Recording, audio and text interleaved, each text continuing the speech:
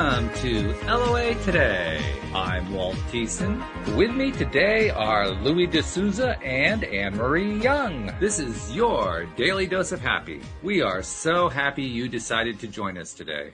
And we're especially happy you decided to join us on this Labor Day weekend, 2021, as we kick off the transformation from summer to fall and keep the Daily Dose of Happy going. So hi, friends. Thanks for tuning in. And we're very pleased to have a very special guest joining us today, Bob Doyle, one of the original presenters in the movie The Secret, is joining us today, and he's going to be telling us a whole bunch of stuff. We're going to try to fit 15 years into 1 hour. I'm not sure if we can really do that, but we're going to do the best we can. And he's going to tell us a little bit about what's been going on in those 15 years. But Bob, thank you so much for joining us on the show today. How you doing? I'm doing good. It's funny these days when I'm doing interviews and the secret is referred to, it's interesting because there's always a reference to how long it's been since it's been out there. And so it's one of the original teachers. Like I feel older every interview. It's like, yeah, The Secret, I remember.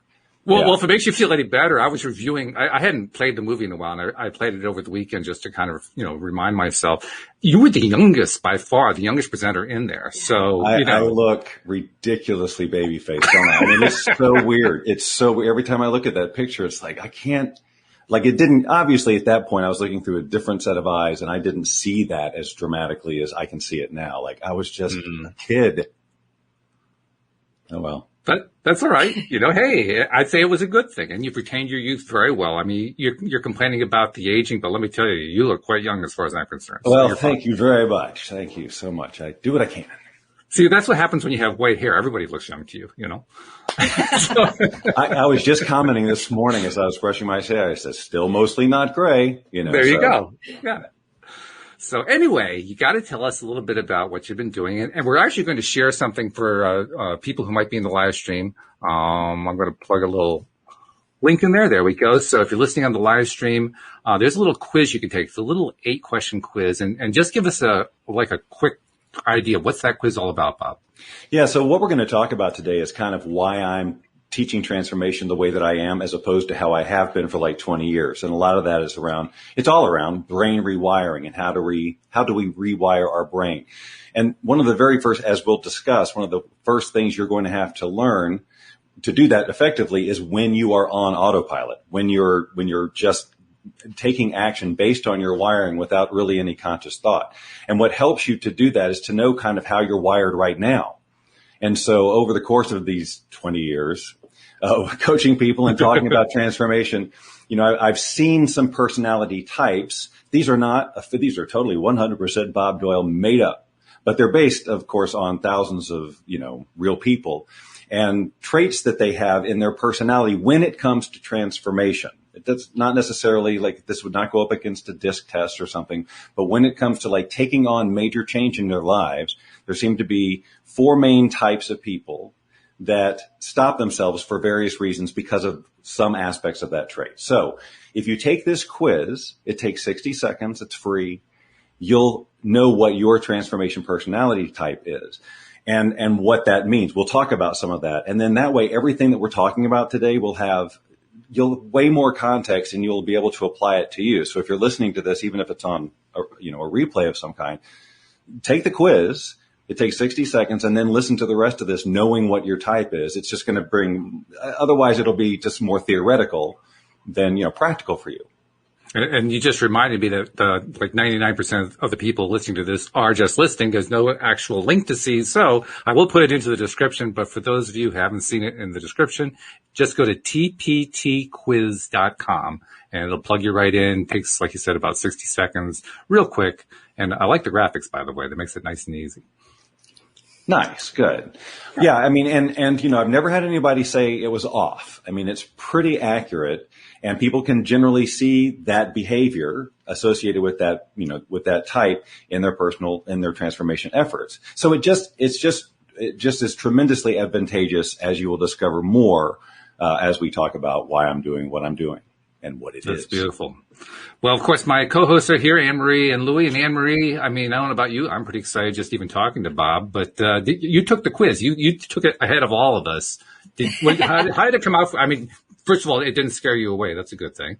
But no, what did you find? It literally just takes 60 seconds, if that. It's so quick and easy to do. And I've come up as a wizard. So I'm just having to skim through it. I know. Where's your magic Harry wand? Potter. It's with my broomstick, Walt. That's right. Yeah. So I'm just looking it through. It says kind of like I've reached a plateau, which doesn't mean I'm done, which no way, I'm still learning. Absolutely. Certainly in the last 6 months, I've grown a lot. But that's development. It says generally wizard types are loving people, full of possibility and grand vision. And I would say that was quite right. I'm quite loving, definitely a grand vision, just need to be directed in the right way. That's a good thing, I think. There's a lot of wizards. There's a lot of wizard types in the law of attraction community, and that just makes sense, right? But the main characteristic of any wizard, and this may sound negative when I first say it, but you don't have to take it that way. But it's kind of tied with some level of what we would call magical thinking, which doesn't mean that, you don't have a grasp of reality. It's just that we've been programmed in some ways to sort of think that, well, we can do this, we can think about something and it's going to have this impact in the physical. Like I don't have to do anything. Now, in some cases, life occurs that way for sure, but there's a lot of this, the hardcore law of attraction people who are like, well, I'm just going to give it up to the universe completely. I'm going to do that. And they just wait. And then of course that while there's nothing wrong with that per se, if they're not taking the action, if they're not being the person that they need to be in alignment with the future that they're trying to create, then the magic part really can't happen. So it's really about just helping a wizard realize when they are kind of defaulting to no action or, they're maybe avoiding some kind of action because of other parts of their wiring and just in that moment, choose to move forward, choose to take a different level of action. This is all about making new choices consistently because we're basically just learning a new way of being just like we would learn any other skill in our life. That's cool. So does that make sense to you, Anne-Marie? Do you know what it really does? I've been pushing myself in sort of certain areas of my life, but the one thing I really want to get going on, I've been stuck and I've been avoiding. So that's absolutely bang on for me. Yeah. So yeah, awesome. Action's going to be taken. Yeah. And so to be able to, so now what I do with people is like, so now you see that, right? And you're saying, okay, action's going to be taken. So, but what action? Because that becomes the next big question for people. It's like, okay, I got to take action, but how do I know what action to take? And then you hear people say, well, take inspired action. Okay. What the hell does inspired action really mean? And it's like, so then we get in our heads. And again, one of the things that the wizard will tend to do, especially if they're a law of attraction type person, is they want to get it right. They want to do the law of attraction right. I want to make sure I don't have this thought and that is the number one reason why I talk about neuroplasticity now. Because 20 years of trying to untangle unnecessary confusion around how the law of attraction works. It's like we don't take classes about, well, why does the glass fall out of your hand when you let go of it? Because gravity just handles it. We don't have to figure it out. We don't have to believe in it. We don't have to get into alignment with it. It just handles it. The law of attraction is like that. We don't need to do, and this is like my own wake-up call I had professionally after teaching it and being one of these who really was firm that if you understand how it works, then you'll get it. But then what I realized, especially after The Secret came out and the marketplace was filled with law of attraction experts, all with their own way of doing it. Well, now people learn that, there's a right way and a wrong way and a short way and a long way. And it's like, you guys just drop the glass. It's like, who do you want to be? And this is the other thing. The biggest reason I moved into this, because the fact of the matter is that transformation doesn't happen out there. It happens in here. Our brain, I'm pointing to my brain for listeners only, audio listeners only, because this reality is really created in the moment that we give a moment meaning, right? We're deciding even in this moment, how's this going? Is this good? Is this bad? Have I reached my goal? All of these conversations, all of this meaning, like millions of things that our mind is making mean things, which drive our next action or lack of action or any of it. And all of that meaning is based on our wiring. What did we learn growing up? Whose beliefs did we take on? How were we indoctrinated? None of it true. It's just, that's your wiring, and that's her wiring, and that's his wiring. And that's why everybody sees life through a completely different lens. So transformation is about, if you don't like what's going on out here, it's because so you need to get different results. That comes from you being a different person. You're only going to be someone consistently enough that you are actually wired to be. That's why being who you are right now is so effortless. You're wired to be this. Transformation feels difficult because you're literally having to grow new neural pathways in your brain. And everything we learn comes with some level of discomfort. But somehow we've learned in personal development, no, it should be easy. It should happen in 7 to 14 days, just like the program promised. And if it doesn't, then this guy's a fraud. The law of attraction's a scam. And it's crazy. We don't, right. If we took on learning how to speak or learning how to walk or any of the essential things, with that attitude, we'd all just be laying on the floor going, this is true.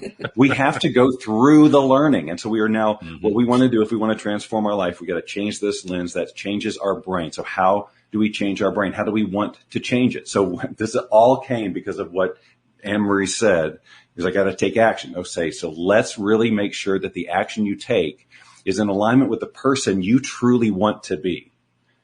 So the step, the transformation step is once you start noticing your autopilot, how do you want to be different?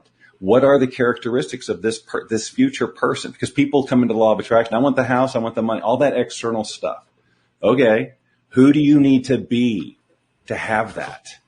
Right? Because if you keep shooting law of attraction rays at everything, waiting for the money to fall out of the sky, then you will be one of those disgruntled LOA customers. Mm-hmm. Yeah, that makes sense. Now, a couple more questions. Jeffrey actually figured out the answer to his own question, but I'll post it anyway to you just because there are probably listeners who are asking themselves the same question as they're taking that quiz. He asked, what do we do if none of the answers apply? Which answer wouldn't apply, I wonder? I'd love to know, because if there's a gap, I need to hear about it. Okay, well, he ended up actually taking the quiz and came up with the result that he's a seeker, and he said that's a legit answer. Oh, okay, yeah. I guess he ended up picking the best answer. The seeker is the number one type out there, at least that I run into. And of course, I would run into it, but it's because it's the personal development industry. The seeker is a person who is absolutely committed to transformation. In fact, they are so committed that they try every freaking program that looks halfway appealing to them. And they may or may not finish it. They may or may not, live the life of it, but boy, they're trying. And look at me. I am working on myself. And that conversation about how you're working on yourself, depending on where you're coming from, like with all the feelings associated with it, could doom you to a life of working on yourself rather than just being who the hell you want to be. Mm-hmm. Right? This whole conversation of trying to find yourself or discover who you're supposed to be is, you get to decide. That's the beauty of your brain and the fact that it can change, and so you decide who. Now, if who you decide you want to be is very different than who you've been, you can expect for the world to respond. The people, all of your situations, they now have to adjust. Some may be on board, some may not. And if they're not, well, then are you prepared for that? Because another one of the types is people pleaser. And a people pleaser is very, very much like the seeker. They're committed to their transformation. But as soon as somebody says, what are you doing? Or in any other way makes them doubt this path, then they stop. Either because they agree with them or they want to make them comfortable. And then that way nobody wins. Nobody gets to be who they want to be, because the person who would say that to you is clearly not happy and satisfied where they are, because they would never do that to you. Happy people don't do that. And if you don't do it so they won't be uncomfortable, then you don't get to live your life either. And so the people pleaser runs up against this over and over and over again. You can get past all of these things, but the first thing is to notice that there's no truth that you should do that. But to the people pleaser, they need to do that. That's the right thing to do. We need to shake that up and go, how is that right? Because some of the logic that each of these types have to defend their position or whatever from any other type would sound like, what are you talking about? This is, again, where the difference in our wiring really shows. Like, how could you think like that? Well, how could you think like that? This is the nature of wiring. And by the way, I'll just drop this in here now. If anybody is doubting any of this, that we can change who we're being and get different results and all of that, change our belief systems, just look at who you were 5 years ago or 10 years ago or 15 years ago. And I promise you, there are some values that maybe have changed. There's certainly some ways of being like, I can't believe I did that or said that or stood for that or didn't do that or whatever. How could I have? Because back then you were wired differently and it seemed like that was the thing to do. Now your brain has changed. You either did it on purpose, but more likely you got whisked along with life and you used your previous wiring to create or perpetuate new wiring that's pretty similar. And my whole message here is that at any time you can interrupt that wiring that's going on autopilot, understanding that when you try to create new wiring, you're going to feel it and the people around you will respond. But that's the beauty of it. That's how you get results. You be different. The world has to respond differently. That's how and why all of this works. The law of attraction and the vibration and all of that, it's going on. It's bringing you those situations that you need to take action on, to move forward, but you don't have to think about it. And so stop, because why? Why do you need to know how the universe arranged the atoms? You don't. You just need to know, who do I need to be today? Right? This future person who's getting these amazing results, and I'm filled with all these, you're surrounded by the terrific relationships. What is their behavior? What did they have? What are they doing? What meaning are they making that's different than who I am and what I'm doing right now? And why can't I start doing that right now? And that's how wiring changes. That's how you learn a new language. That's how you learn to skateboard. That's how you learn anything. You make a decision and then you consistently and with intention, repeatedly do it until the wiring is there and it becomes natural. I talk about effortless manifestation. That is not a magical thing. You are effortlessly manifesting your life right now. Now, what we want, though, is to effortlessly manifest all the stuff we'd really like. Well, we can do all that. We just have to change our wiring so that our behavior is as automatic as our current behavior is now, getting us these results. So Louis actually been trying to work on his wiring, although not quite the same wiring. His is more the audio wiring, where we're getting this really weird background noise. But I think we're going to have to kind of just live with that one. But Louis is a big Abraham Hicks fan, and when I say that, I mean he literally just follows the simplicity of the Abraham Hicks approach. So I'm kind of curious, Louis, what's your reaction to what Bob's talking about here? The whole idea of rewiring and the neuroplasticity. We talked about it a bit on the podcast in the past, but what's your current reaction? Well, can you hear me, first of all? Yes. And without a lot of background noise, congratulations. I don't know what you did. Okay, good. My law of attraction works very well. There you go. So what Bob's trying to do for people is to help them get what they want. And he's trying to show them that LOA works in a certain way, and you need to really be in the vibrational vicinity of what you want, otherwise you're not going to achieve it. And he's trying to show you the best way of going about achieving that, which, I'm completely on board with where you're going there, Bob. So yeah, I don't have any problem with it at all. I think it's, it needs to be clarified. It needs to be cleared up with people why they do or don't get whatever they feel they want. And they need to know which way the train's going in their mind. So, as Abram says, there's two ways that you can see if your manifestations are working. One is if you get it, and the other one is if you feel good. So if you use those two little tests, you start knowing you're heading in the right direction. Yeah, this is what I've always appreciated about Abraham, is the simplicity of the message. Now, but despite that, though, you have seen, if you followed them, you see how people complicate it. You see how people say there's just so many layers, and like I still get inspired by Abraham, but what I also see is people posting the quotes and the stuff like that. But I know from seeing other things that they're not living the life they want. They love to talk about it, though, and it feels good, so that's great. So that fits one of those criteria. But I just see so many people who are they quote unquote love the law of attraction. And it's like, love life, love the opportunity we have in this form as these energetic beings that can take all of this other energy that surrounds us in this universe and interpret it and make meaning out of it and create just literally anything we want, any kind of experience in our life. Why do we need to spend all this mental energy on trying to figure out and get right all of these things? We've been birthed for, we've been just boom, here we are. We have this reality creation machine built in, which is our brain, which we come equipped with emotions and passions and interests and things that are unique to us. We are this extension of the universe here so that the universe can experience itself in this unique way. Of course, if you're going to put like this, what the universe wants and doesn't want, of course it wants what we want, but we are it. So this whole conversation that I would continually hear in the law of attraction circles, if something didn't manifest quickly enough or they felt resistance or whatever, is this whole the universe didn't want it for me thing. Like that's the conversation. It's just like to give up all control to, we are a part of the universe. We have this desire because it's giving it to us. We have the ability to take action.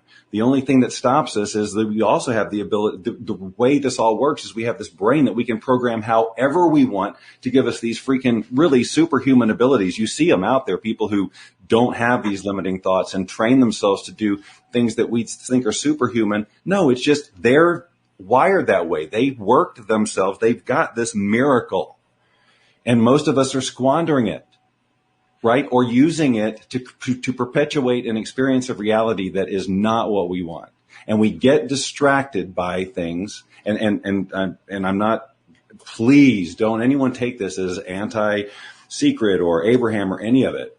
But I know I've seen where people put a ton of their attention and a lot of it is on the process or the information and not the transformation they want. They're waiting until they have this huge aha moment, until I get to that next seminar, or if I sit in the hot seat, then I'll get the answer. Then I can take the action. No, those people are most likely seekers or wizards, and they'll just wait for the next thing because, and it's nothing that's wrong with them, except that they're at the end of their wiring. They literally aren't wired to take the next step. They need help. They need somebody to come in there and say, here's a million different ways to look at this. Right? This is why there's 8 billion of us. We're here to support each other. Why I do what I do is to help people wake up and see their autopilot wiring and then help them devise other thoughts, other things they'd like to instill, other behaviors, get really clear on who they truly want to be and why they want to be that. What we need to do if a person really wants to transform and it stick for good, they have to get rewired. Like permanently, and that means going through the discomfort. We have to make that future non-negotiable. Learning a language was non-negotiable. Learning to walk was non-negotiable. A lot of the things, driving a car, all those things that we went through the discomfort, we did them. We made the mistakes. We got all the feedback. We did what we had to do because it was non-negotiable. If we can make our future non-negotiable, then we just do what we got to do. And we take our bumps and we take the feedback and we adjust. We don't say, oh, that feedback meant the universe doesn't want it for us. It means, no, you just got really valuable information that you can now use to take your next step. But if you quit because your uncle looked at you funny and said, see, that law of attraction stuff's a bunch of nonsense, then you're just right back, except worse, because now you're wiring that none of this works. It's not going to happen for you. That wiring gets stronger and that will guide your behavior and it will slow you down. It's all about just waking up and going, wow, man, I'm on autopilot. How can I change that? So we're definitely going to be into the wiring now. And I agree with that. I think we all agree with that. Now, the big question is, all right, how do we do it? What changes do we need to make in order to get that wiring in the direction we need it to go? So think about how you learn anything, right? Well, you get clear on what you want to learn and why you want to learn it, and then you just study it. You bring it into your life. So you're studying this future you. That's what you're studying. You're studying your future. This is what you're going to learn to be. So you look at your life, and this is, part of the work is assessing. What do I really want? Why do I really want it? Because a lot of times, people are creating this vision of their future based on this lack thing that they've got going now, based on who they are now. Wouldn't you rather create a future based on who you'd really love to be, with all the feelings and the relationships and everything, doing what you really love to do? And then what does that person want? I promise you it's going to be a slightly different vision. So let's figure out who this person is. And again, what are the qualities that this person has? Like maybe the future version of you just doesn't show up late to things, and the current version rationalizes it, right? You shouldn't, but so that's a behavior you can change. A little, this future you, a little bit better with the self-care. It doesn't have so much sugar or whatever. This one says, well, I'll do that as soon as I get my money or whatever. So there are so many behaviors that if you think about it, if you just project, use this amazing machine, this brain, to visualize that future you putting these behaviors into action, and then the impact that those behaviors are going to have in the world, the response. So much of the work that I do with people is visualization. It is about using this thing to, instead of visualizing on autopilot, which we're doing all the time, we're creating constantly, because we're constantly thinking and assessing and making meaning. We have to override that so that we can start putting in the thoughts that we want and start sending in the visions of the things that we really want, rather than memories of what we didn't want or worries about what might happen in the future. Whatever we send in there and get wired in there, we're going to act, be, and we're going to get responses that are congruent with that. So identifying, first of all, just what are the traits that are different? Who do I need to be different? Now, that's one way. Here's a quick way to identify, like I'm saying, identify the traits you want to change. Mm-hmm. That, because the suffering all comes from the meaning you're making on things. So when you want to look at what ways of being would I like to change, as you go through your day, just notice when you suddenly feel disempowered or suddenly feel angry or sad. When you go to that end of the emotional scale, that's your moment to go, okay, stop. I'm making meaning right now. I'm having an emotional response because I'm looking at all of this data, and subconsciously all of this stuff, I mean this, okay, this means that, this means that reminds me of this when I was 4. All of it happens in an instant, and we create meaning out of it. Even if it's subconscious, our body now creates chemistry and gives us a feeling that's flooding our body. And that's our wake up call. Like, I'm feeling this. If we can, in that moment, this is the skill that takes some work, but in that moment, stop and just say to ourselves, this is not the truth. This is just my wiring. Immediately, all of your wiring is going to go, what are you talking about? Of course it's true, because, and all of it, but that is wiring. You're just giving yourself your own data back. You're just in this loop. But now, knowing that you're doing that, you get to transcend that, because we do have this amazing consciousness that can transcend all of that. We get to step away from our autopilot robotic behavior and look at it from this other place, and without judgment, without assessing, without age or whatever, and just go. And then you can make another choice. Like I'm having an upset here because I'm making this meaning. What other kinds of meaning could I make of it? And it could be ludicrously fantastical. As long as it changes your state, it just doesn't matter. The point is it's no less true than the meaning you're making that's making you feel terrible. This ability to stop and notice that you're on autopilot that's the superpower, because that's where you have choices. Because those choices made consistently will change your wiring eventually, which will change your behavior, which will change your results, which will change your life, which is why people come into transformation. Whether it's the law of attraction or hypnosis or whatever thing they see that excites them, the end result is brain rewiring, or you haven't transformed. And that noticing takes some practice. I mean, I think we all know that from experience. I've certainly noticed for the experience I've had in the 9 years I've been doing the podcast. I'm still learning how to do it. I mean, I'm a lot better now than I was, to use your example, 5 years ago, but some stuff still gets through. I still miss stuff. Yes, decades of wiring we have.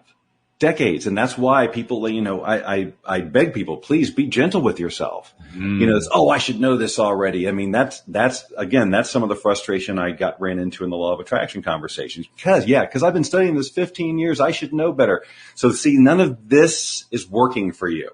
You're sitting here beating yourself up because you don't understand a thing you don't need to understand to get to change your life. All you need to know is your brain can change. How do you want to change it? So I got a couple questions here. First, Jeffrey in the live stream, I'll throw up on screen, says, does any of this have to do with what we feel is our life purpose? Well, I think if you feel your life's purpose, then that's why you're here. You're here. Look, whether your life's purpose can change. I know mine has.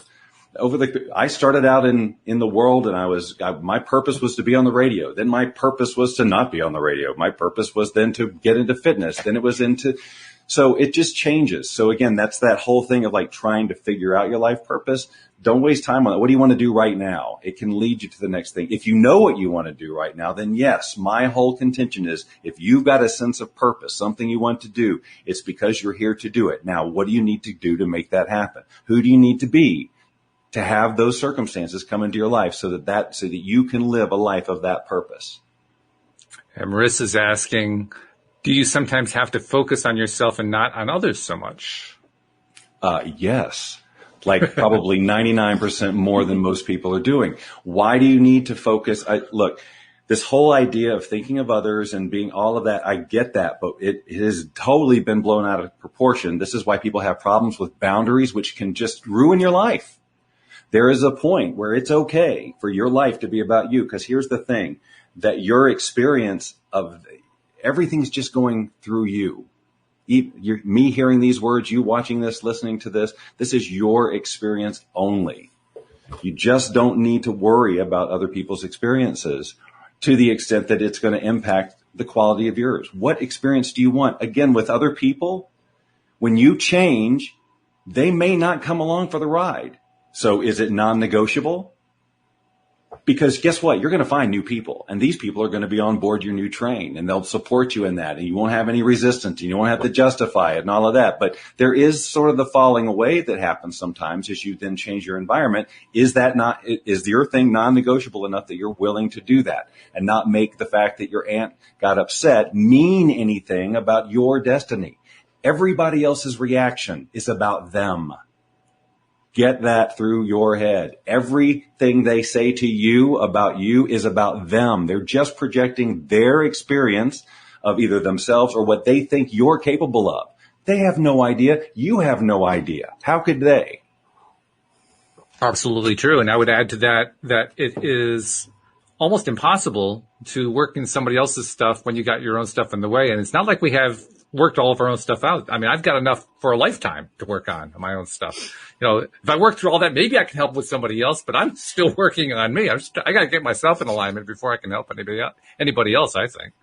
Well, I think there are certainly some cases where that's true, for sure. I mean, you don't, and that shows up in so many different ways, like the mom who just overextends, or anybody who just does too much because they think they should for the other person and at the expense of themselves. And they justify it. Well, if I don't, blah, blah, blah, but you're not bringing the best of yourself. And it's the same for anybody who overworks or stretches themselves for the benefit of others, sacrificing themselves. It's not really serving anyone fully, because you can't bring your best to any one thing. Boy, that is true. Yeah. So, all right, let's say that I love the concept. First of all, I love the idea that you are taking away all of the dross and bringing it down just to the one basic common formula. What can I do to rewire myself? Mm-hmm. And when you make it that simple, now all of a sudden what seems like a very difficult task seems a lot less difficult. I think that's probably the strength of that, really. My life is so much easier because 20 years of interviews about the law of attraction, and, well, how do you define the law of attraction? And I had my way, and then, well, what is it? And then we're talking about the law of attraction for 15 minutes when all I have to say now is, you can change your brain, and there's science everywhere. Nobody's debating that one. There's no panel, it's not like the law of attraction where people want to go, yeah, but what about this? What about this? What about this? Okay, none of this is relevant to people's transforming. You're just trying to prove or disprove something just for your own for your own wired needs. Mm-hmm. In the meantime, you can just change some behavior and start to change your life a little bit. So just knowing that your brain can change. Even now in my courses, when we're doing this, I spend minimal time on like, this part of the brain is what does this, at this part of the brain. You can learn that any freaking where. Okay. It's like, but I don't want to do the same thing that we did with the law of attraction and fill your head with all this stuff that isn't about changing it. I want anybody to be able to transform, whether they understand what's going on in the brain chemically or not. They just need to know that it can and how they want it to, and then have the support and the tools, etc., the coaching, all the stuff that I know is necessary for a person to actually complete it. Because the most well-intentioned person who takes this stuff on, either on their own or in their same group that they've always had, 93% likely will fail because of the wiring issue. If they're in a group, they're probably all similarly wired, and they're all going to get to some point. And if they don't have somebody to come in and help them see something different, let go of an old story, because man, oh man, 99% of this is about letting go of your stories. I hear people tell their stories. Yeah, but it's true. It's what defined me. Well, stop it. It's a story. Yeah. You can tell a different story starting right now, but it's not true. Neither's the one you're telling. I mean, there are aspects of it that are true. There are things, but all the meaning you made up. And you made up whether or not you need to hold on to it. And you made up whether or not it needs to stop you, etc. The same kind of pain that you're experiencing, that you're justifying stopping you, is the same kind of pain that drives the people you see on YouTube with their 8 million inspirational views who went out and did something with that. It's a different thought. It's just a little bit of different wiring. And you can get there, but you have to give up the story of how justified you are to be where you are right now. You have to give it up. You can't keep telling it, because that person can't be the person in the future. The person in the future isn't going to tell that story, because if they told that story all the time, they'd never get there. So you have to stop right now. So identify the stories that are where you are the victim, the martyr, and you've got all the reasons why you can't move forward. Whatever it is, no matter how terrible it was, I promise you, an evening on the internet, and you can find dozens of stories where people were in way worse positions than you, like mind-bogglingly worse, and did amazing things. So, well, I think we're all very good at not just creating, but actually telling those stories, because we've been telling them forever. But beyond that, it can be really a challenge to let go of them, because you make the point. That's what you have to do. You have to let go of those stories. But sometimes we might try to rewire the brain. We might try to say, okay, I'm going to shift the way I'm thinking about this, and bam, that old story just keeps coming back no matter how many times we try. Because people are trying to just get rid of the story, they need to replace it with a different one. Because if you don't, then it's like that story or those stories have identified them. It's a part of their identity. There is something very scary about just letting go of that, because it's like, well, if I'm not that, then who am I? Good. Let's decide that. That's exactly what we're here to do. If you're not that, then who? Then who? Let's decide that. Let's figure that out. Let's get excited about it. Let's get it non-negotiable, so that you'll see that this story that seems so serious and just like, oh, I can't. When you inspire yourself enough, that person will look back at that story with emotional detachment and go, wow, yeah, I can't believe I was stopped by that for so long. Because that's who you need to become. Jeffrey makes an interesting comment. He says, I love my story. I think it's pretty funny. I know it makes me laugh. But then he also... Man, if you can still get where you want to go and tell your story, then that's great. Again, this isn't about like getting amnesia and forgetting the things that happened to you. It's about letting the meaning that you're making of them stop. So if you can take any of your stories and laugh about them, well, that's freaking great. Now, he does follow up with a question. He says, can you talk about changing an attitude in order to change a behavior? Well, it'd be great if I had like an example, but let's see. I mean, attitude, again, it's all driven by wiring. I mean, if you have an attitude about something, it's because you are making an assessment based on, years of wiring about that. So I've got an attitude about people who, make that noise or whatever it is. So the question is, do I want to go through my life with this attitude? Like, do I care about, is it important enough for me that I lose this attitude? Can I see how this attitude is stopping me? Maybe it stops me from connecting with people. Maybe it stops me from walking into a room that I need to go into, or whatever it is. How is this stopping me? How would my life be better? How would I be more in alignment with who I am if I could change this attitude? What different meaning could I make? What different action would I take? What different results could I get if I didn't have this attitude? So now you imagine the situations that trigger that attitude, except that you imagine them with having a different attitude. One of like, it doesn't affect me, or I like this all of a sudden, or whatever it is, but you just start trying it on. This is, again, we talk about the magic of the brain, this ability for us to rehearse as many times as we want for free. This is instead of sitting around ruminating about stuff we have no control over. If you've got some idle thought time, use this time to create a scene in your mind filled with emotion that you want to live, that you want to experience, that you want to feel over and over and over, the reactions that you want to give in these situations, and rehearse them with all that feeling. Because guess what? When you do that, you're rewiring. You've got stuff going on in your brain. Do it consistently enough, and it'll take like countless studies around athletes, right, who rehearse moves and things like that. Musicians rehearse in their mind, but they're wired to do it in real life. Same thing here. This is like who you're being and the results you're getting. It's just no different than getting good at a sport. You just rehearse it, and make the other way the old way. You don't, if you learn a new way to dribble the basketball, you're not going to go back to the old way because you knew that didn't work. So that's like the old story. This story, this gets me where I want to go. That one doesn't. Yeah, but you've been telling it for 40 years. Well, that's the end of it. Mm. Yeah, that's a good position to be at the end of it too.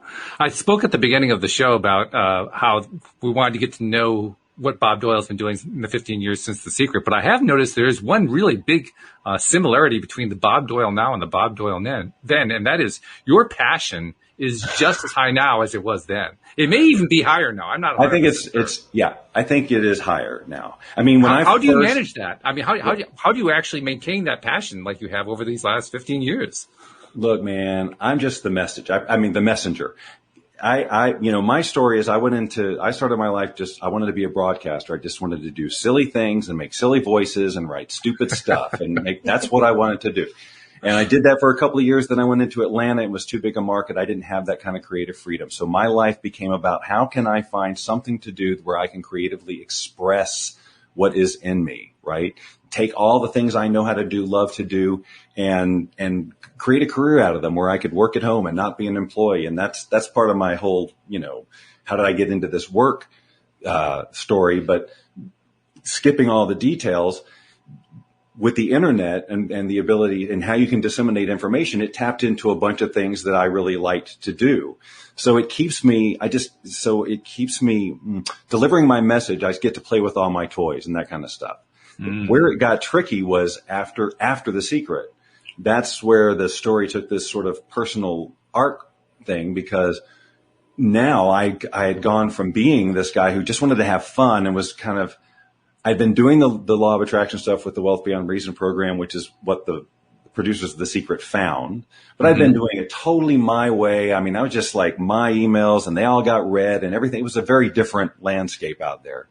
But post Secret, now I was being lumped in with like Jack Canfield and Bob Proctor and Marcy Shimoff and all these people who had been in the industry for decades. And I think I had some sort of like, who do I need to be? Right? Like, so it was like, who do I want to be? Who can I be? Who is it okay to be? Because now I felt like I was being looked at like Bob Doyle from The Secret and all that other stuff. The personality part of me it didn't feel safe or wasn't going to be good for business or whatever.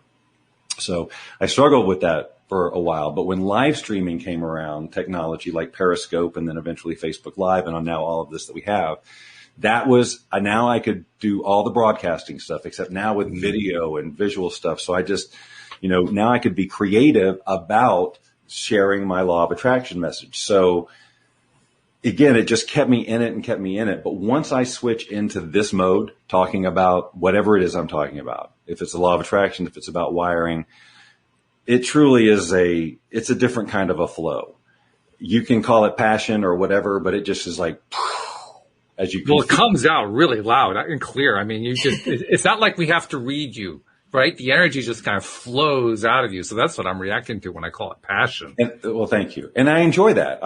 But then when we get off of this, I like to go figure out how am I going to be goofy on another live stream that has nothing to do with this, or I'm going to go play the ukulele for an hour and a half or whatever. All, these other passions, it just, I think this, one of my biggest messages is about, you don't have to just be one person. There's not just this one thing you're here to do.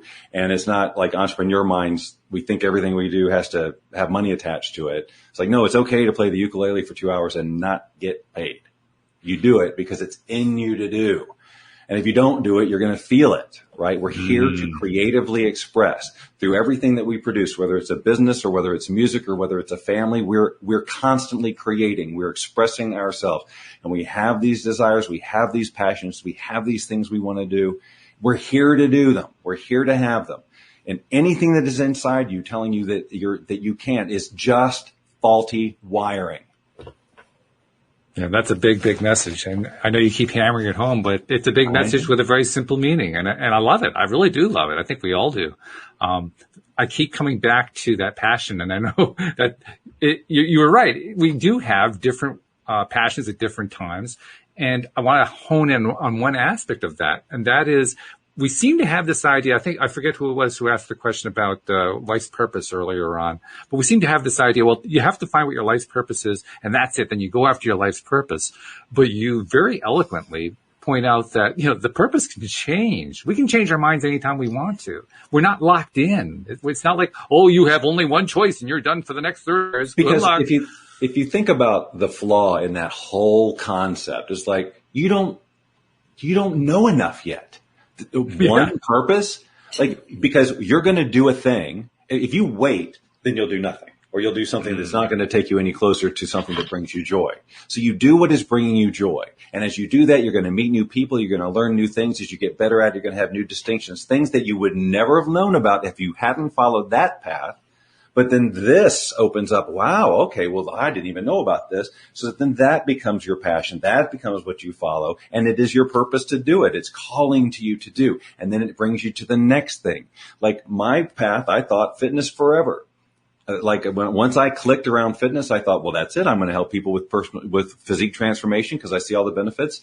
But then as I was interviewing these people and having clients, I realized, no, there's a much bigger picture to transformation. It's not just like these people aren't getting results because they're doing these exercises as much as it's because they have become this other person.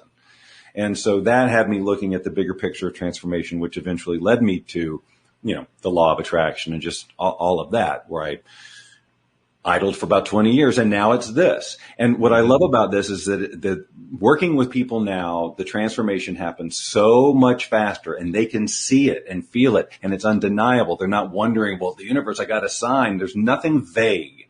They took a different action. They didn't feel like they normally do. It's like so clear, and they check things off, and they get points, and the brain loves it because they get dopamine hits. It's like we're doing everything when we work with people that we know at this point helps them with their neurogenesis, helps them with their ability to change their brain. Breathing exercises, meditation, obviously, self-care, everything that we know helps, including the daily practices, things that because people, what do I do every day? Here's what to do every day. It's like, but you do need to do it every day. Mm-hmm. And that's the thing. I mean, it's like, that's why these truly self-help programs, people just wander off and we have no idea, but they probably didn't complete it. I remember when I was in my late 20s, early 30s, I heard W. Clement Stone speak. And in his talk was on the topic of repetition, just creating that new behavior and then repeating it over and over and over again. And unfortunately, he wasn't the most dynamic speaker in the world, so his repetition talk was very repetitious, but he did hammer it. And as he was saying that, it makes me think about what you're saying here. You have to go back, you have to repeat, you have to keep revisiting every single day if you want to basically lay that new programming into your neural pathways. And it might sound like right now, it might sound tedious, boring, laborious, whatever, but that's because of how you're wired right now. You haven't gotten the satisfaction of it. You haven't experienced why it's so freaking great to do it. Right now, it just seems like, it sounds like work to me. our daily stuff or whatever is like 10 minutes a day. Is a meditation here, you journal here, you listen to you watch this video, get a distinction, you come to the group, you post a thing. But the rest of it is about your day, living this, catching yourself, making different choices. And then in the evening, acknowledging it, rerunning it, whatever you got to do, and then coming in for coaching every week and the stuff you need to do. And interestingly enough, as I'm kind of surveying all of that you've been discussing here with us, with the exception perhaps of ukulele playing, everything else there is working with people. And yeah, I guess even there you could be working with people just because you're playing the ukulele for somebody. But that's a big theme for you. What is it about working with people that you love so much? So I'm going to, first of all, I do love working with people. Community and having online communities is another thing that reinvigorated my enthusiasm for the industry in general and just teaching. Even the law of attraction was like, so it wasn't just me putting stuff out there, having groups, doing group coaching. That was very important. But I will say that ukulele and a lot of the stuff, I do voiceover work too. I do a lot of things are about me just saying no to everybody, and just like having my space, because that is definitely a part of who I am. My whole life, I was very holed up, and I didn't know any better. So I was content to be so, but I am at heart, like COVID. It was like, okay, because I don't go anywhere anyway. It's not that big a deal. However, in this work, so this is an area where I become an aspect of who I am, shows up for when I'm doing it, and is very much there and is very much real and very much loves the connection with the people. And then when I'm done, I go back here and reset my energy and play the ukulele outside for a while. It's like, so there is no one way, but I can tell you that the community, one of the things I love about the community is obviously just the connection. It's great. The energetic feedback is great, but how they support each other. Like I'm not the one telling them what to do. I'm not the one giving them all the coaching or whatever. It is their stories, and they're all in different, steps in the path, so they can support each other. Oh, I remember when I was there, or I'm inspired by where you've gone, all of that stuff. So there's magic that happens just because a lot of people with the same sort of mindset, up to similar things, are coming together and lifting each other up. I mean, I'm really, if there's one thing that I'm really committed to in my communities, is that they feel completely safe, and that it is a positive environment. Where people, feel safe to express these are all very personal things. Changing who you are, it's freaking personal. And if you don't feel safe in a group of people, you're going to hold back and you're not going to get the full value. But so far, that's been one of the things I feel like we've done real well. I tend to agree with you very strongly, actually. In fact, I've spoken often here on the show about how I'm the best coach man in America, because I have all these great co-hosts. I mean, Bob, I literally have 10 co-hosts a week, 2 every day, Monday through Friday. And they've changed over the years. Many of them have been life coaches. Some have been therapists. Some have been energy coaches. Some have been psychics.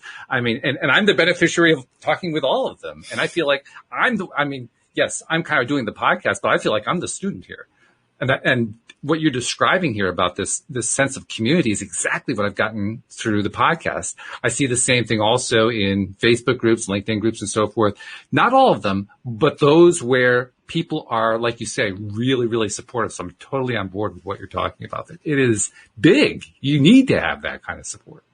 Yeah. No, it really isn't optional for most, like 99.9% of people. And again, it's not because of any weakness. It's because of the strength of your wiring, your current wiring. You can be just badass out there in the world, super successful, intelligent, all kinds of intelligent, but your wiring is your wiring. And there's a reason that whatever that next level is eluding you so far. And we just need to learn to be a little different. So the principle applies to people who are at the very kind of bottom and really struggling, all the way up to the people who are the most successful. If they want to transform, they're going to be doing the exact same things. They're going to be feeding new information. They're going to going through different, some discomfort, and they're going to be taking some different actions to get different results. It's just how it works.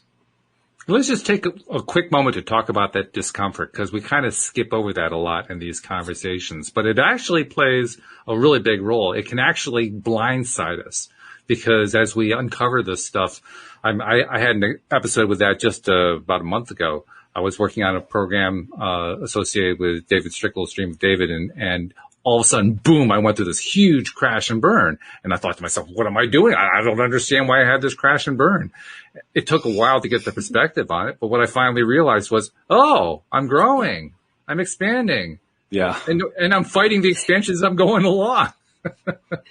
Yeah. The discomfort is if you can flip it, if you can be grateful for it. Right. If all the feedback that you get back that isn't what your ego wanted, and you could turn it into something to be grateful for, thank you, thank you, thank you. Now I know this, right? And if I'm uncomfortable, it's like, okay, great. Now I know that I'm at my limits of my wiring. What meaning am I making right now? Right? If you can't do it in the moment, you make a little note and you take it into your meditation later and you look at it.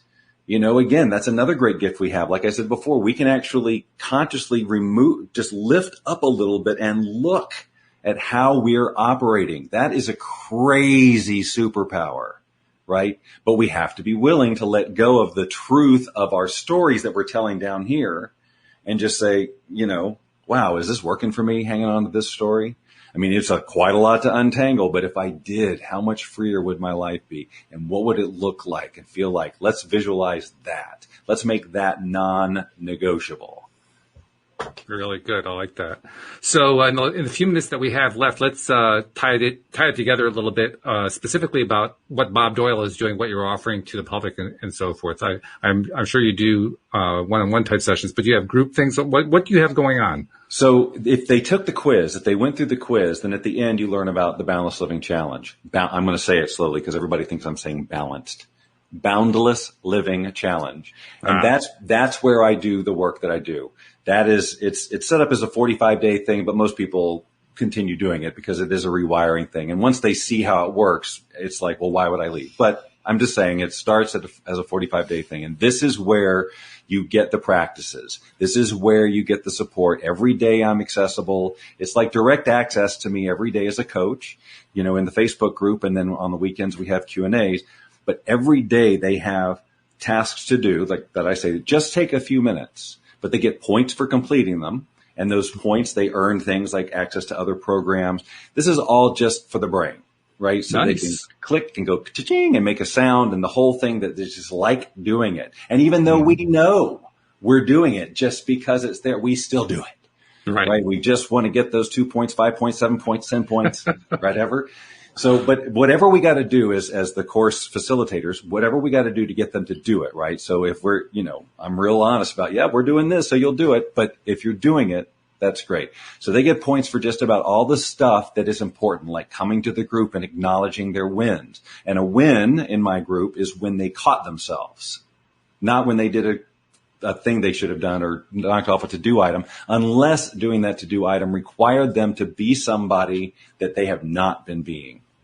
So we are out to notice and celebrate how we have taken rewired, action. But it starts with the noticing. So the meditations in the morning and the evening, do the whole rehearsal thing to actually do that wiring.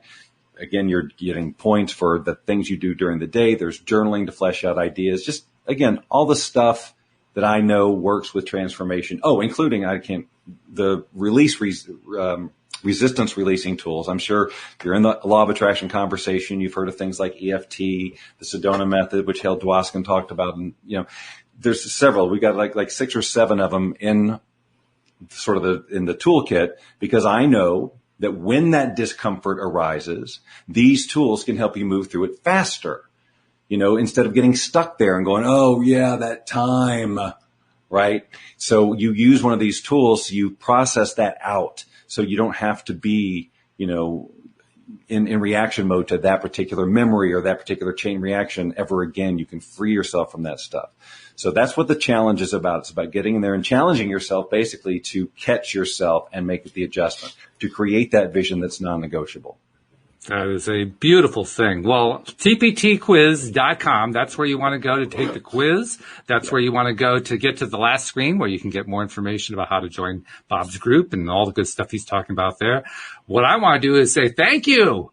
Thank you very much for coming here and sharing all this great information. Really appreciate it. Well, thank you for asking. I always love being live. It's always good, isn't it? To see actual comments like this is a real thing we're doing. Yeah. There's a reality. There's a texture to it that is really wonderful. And I agree with you. It's wonderful. So thank you, Bob Doyle. Thank you, Louis D'Souza. Thank you, Anne-Marie Young. We appreciate all of you. And we especially thank and appreciate all of you podcast listeners everywhere. We'll see you all next time here on LOA Today. Goodbye, everybody. Cheers.